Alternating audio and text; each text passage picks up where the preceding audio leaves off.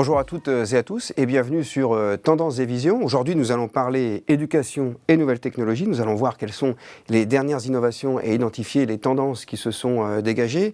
Ils sont deux pour en parler avec nous aujourd'hui. Christine Nalchadjian, bonjour. Bonjour.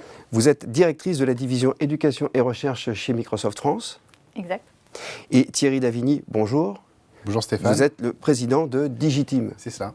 Alors, avant de vous donner la parole, peut-être en quelques mots, nous présenter Digiteam. Oui, c'est assez simple. Digiteam est une société de services qui accompagne les établissements scolaires dans la digitalisation du poste de travail pour apprendre.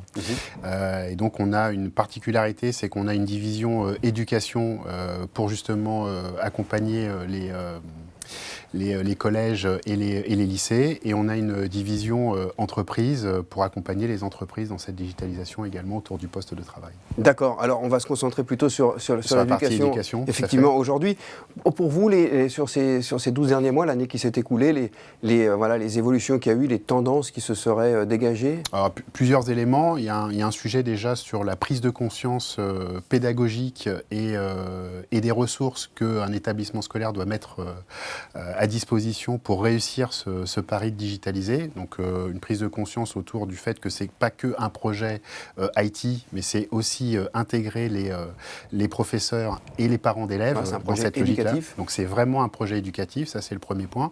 Le deuxième point, c'est une notion d'équipement. On a vu aujourd'hui les équipements évoluer, puisque avant on avait plutôt des classes mobiles, donc c'était un équipement de X matériel pour quelques élèves pour une classe. Aujourd'hui, on voit plus un équipement pour un élève, ce qu'on appelle le 1 pour 1, aujourd'hui, qui est en train de se démultiplier et qui est dû notamment à la pandémie que l'on vit actuellement. Et puis un vrai sujet sur la notion du cloud, donc du nuage, et de ces logiciels collaboratifs, et notamment avec l'usage Teams que l'on met en place dans le cadre de projets et d'établissements scolaires. Merci Thierry. Alors Christine Nalchadjian, vous êtes donc, je le rappelle, directrice de la division éducation et recherche chez Microsoft France. Alors on ne va pas présenter Microsoft, mais peut-être juste en quelques mots nous dire un petit peu quelle est la mission de cette division éducation et recherche. Oui, bien sûr. Alors nous, la mission de notre équipe, c'est vraiment d'accompagner et de donner tous les moyens, que ce soit aux établissements ou à chaque personne, chaque individu, de réaliser ses ambitions. Alors réaliser ses ambitions éducatives, ça veut aussi dire, pour nous, d'être un partenaire technologique pour que les enseignants ou les établissements scolaires ou même les élèves ou les parents d'élèves puissent aboutir et continuer à apprendre, et que cette continuité pédagogique soit là et accompagne nos élèves. D'accord. Alors, pour vous, pour compléter ce qu'a dit Thierry, les tendances, les évolutions sur ces 12 derniers mois, selon vous? Alors, pour rajouter en effet aux tendances dont Thierry a parlé, il y a aussi toute cette idée de formation, ce dont on s'est rendu compte finalement, et puis on en avait parlé avec des parents d'élèves, puisqu'on a fait une étude auprès des parents d'élèves pour comprendre s'ils étaient inquiets sur la rentrée, sur la gestion de l'apprentissage dans la rentrée. Et en effet, les parents étaient plutôt inquiets aussi parce qu'on se demande si le niveau de connaissance des utilisations des outils numériques est là. Et donc on s'est rendu compte qu'il faut un accompagnement, il faut une formation, que ce soit pour les parents d'élèves, pour les enseignants ou même pour les élèves, puisqu'on a plutôt tendance à croire que les élèves sont des digital natifs, donc ils savent très bien utiliser les outils. Peut-être ils savent utiliser certains outils, mais pas forcément tous les outils de l'éducation. Oui, oui. Donc c'est tout l'idée, et c'est ce qu'ils font d'ailleurs très bien Thierry et son équipe, c'est vraiment d'accompagner dans cette transformation. Effectivement, de TikTok et Instagram à OneNote, il y a peut-être un petit pas à franchir, en tout cas besoin d'un petit accompagnement. Oui, parce que OneNote, on peut créer des OneNote et puis les diffuser à travers Teams, et c'est des paramétrages en amont, mais justement pour simplifier cet usage et cette collaborativité au quotidien. Donc il y a un vrai accompagnement à mettre en place, absolument. Alors, on y vient tout doucement, effectivement, dans cet échange. Les premiers bénéfices, selon vous, Thierry Davigny, de cette digitalisation? Alors déjà, il y a un bénéfice qui est sur l'inclusion quelque part, et la capacité à pouvoir raccrocher des élèves qui étaient en difficulté scolaire ou handicap, puisque le fait de pouvoir créer un apprentissage dans le lieu de classe ou chez soi, permet aussi de pouvoir continuer cette logique d'enseignement à distance. On parle d'hybridation. Et on parle en effet dans le jargon d'hybridation de l'école, mais aussi ça fait naître en fait des nouveaux usages à travers justement la vidéo. On a eu le cas notamment dans un des lycées qu'on a accompagnés où le professeur créait des vidéos à l'extérieur de la classe, faisait travailler les élèves à l'intérieur et d'autres élèves qui étaient chez eux. Et on voit bien qu'on a une nouvelle méthodologie aujourd'hui d'enseigner qui vient se nouer avec cette digitalisation des établissements. Christine, Microsoft, donc pour vous, les bénéfices? Tout à fait d'accord avec, bien sûr, ce qu'il a dit Thierry.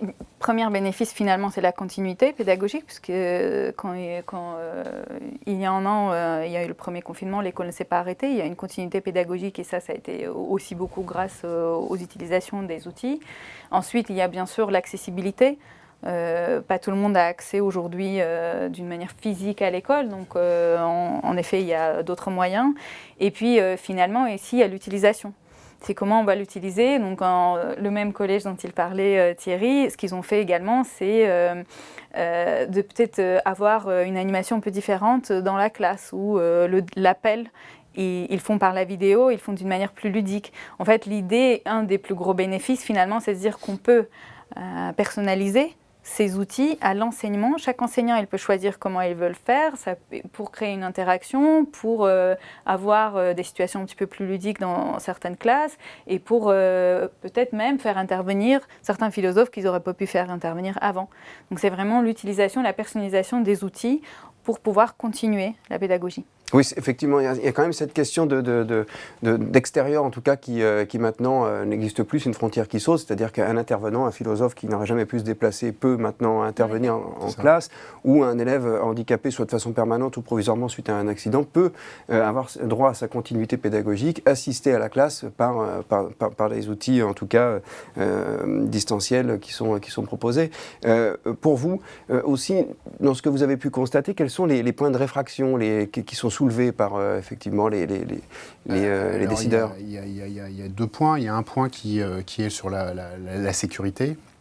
Donc là, nous, on s'appuie sur le savoir-faire qui est indéniable de Microsoft sur la sécurisation. On accompagne les établissements dans le choix des licences qui permet justement de garantir que l'usage qui va en être fait et le paramétrage en fonction des types d'utilisateurs, élèves, professeurs, va permettre justement de sécuriser et de crypter en fait ces différentes données qui vont être partagées dans le cloud. Et puis il y a un autre point qui est aujourd'hui un projet de déploiement numérique n'est pas qu'un projet IT. Donc il y a un vrai projet humain avec une dimension à prendre en compte et d'intégrer les professeurs, mais également les parents d'élèves. Et je crois qu'aujourd'hui, ces deux craintes-là sont en train d'être gommées, notamment par des processus que l'on a mis en place et par des offres en fait à tiroir qu'on arrive justement à imbriquer et avec un accompagnement sur mesure qui est fait. Vous confirmez, Christine, oui, que c'est une question de la sécurité? Alors la sécurité, c'est vraiment primordial. Donc on fait tout chez Microsoft pour s'assurer que nos solutions sont sécurisées à 100%.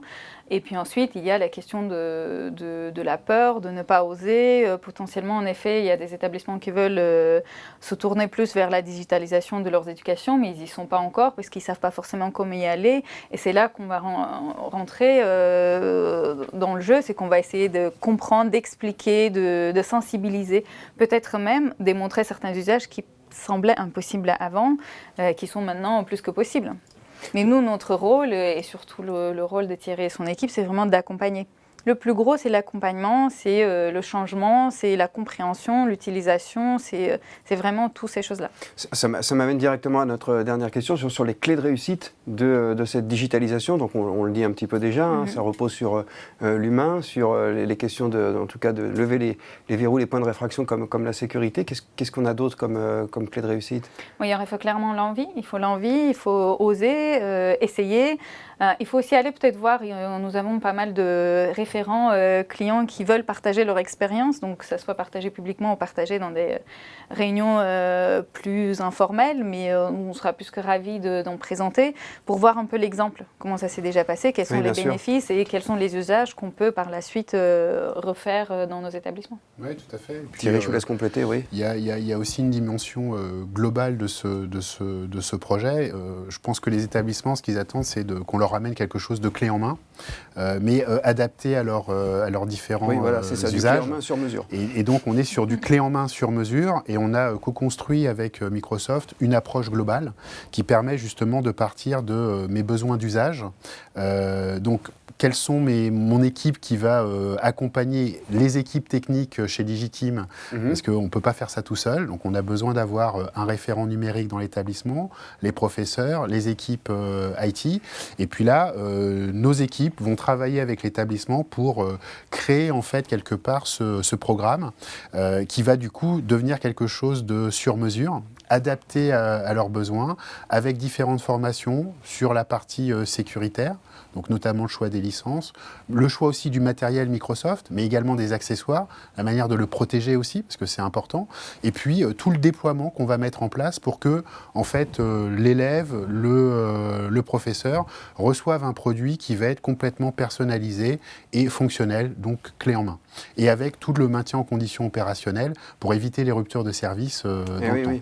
Donc on est vraiment là dans une approche où on traite globalement plus de 24 jours d'accompagnement pour faire en sorte que ce projet se passe dans des conditions optimales pour l'établissement scolaire. 24 jours qui sont étalés dans le temps, j'imagine. 24 jours qui sont étalés dans le temps, et on commence déjà bien en amont du lancement du projet, puisque Stéphane, il faut savoir qu'avant de lancer le projet de digitalisation, il y a toute une approche avec les équipes Microsoft où on travaille main dans la main avec l'établissement pour comprendre son besoin, son usage, définir le choix de format de ses tablettes, ses accessoires, la manière dont on va déployer les licences pour que justement ils puissent collaborer avec Teams, avec utiliser OneNote, avec Microsoft Office 365. Donc il y a tout ce travail-là en fait déjà qui est mis en place avant pour justement que ça déroule concrètement et physiquement dans les mains des professeurs et des élèves. D'accord, merci Thierry. Christine, vous vouliez compléter, oui? Absolument d'accord avec tout ça. Et avec l'accès, alors nous, on a tous accès à... Microsoft et Digiteam, on a accès à des enseignants qui veulent changer un peu l'usage. Donc toute cette réflexion inclut également la réflexion des enseignants. Ce n'est pas nous qui allons choisir quel est l'usage, ce n'est pas uniquement l'établissement, puisqu'on peut également proposer aux établissements certains usages qui sont faits ailleurs, mais on a vraiment une communauté d'enseignants qu'on appelle des experts enseignants innovants qui vont nous expliquer, proposer et qui vont eux-mêmes parfois créer des nouveaux usages qui vont être servis, proposés partout. D'accord. Bon.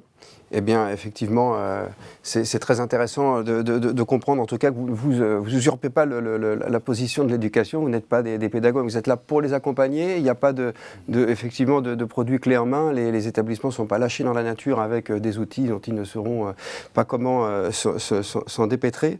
Je vous remercie beaucoup tous les deux, Tendance et Vision se termine. Je vous propose de passer une bonne fin de journée et je vous dis à très bientôt.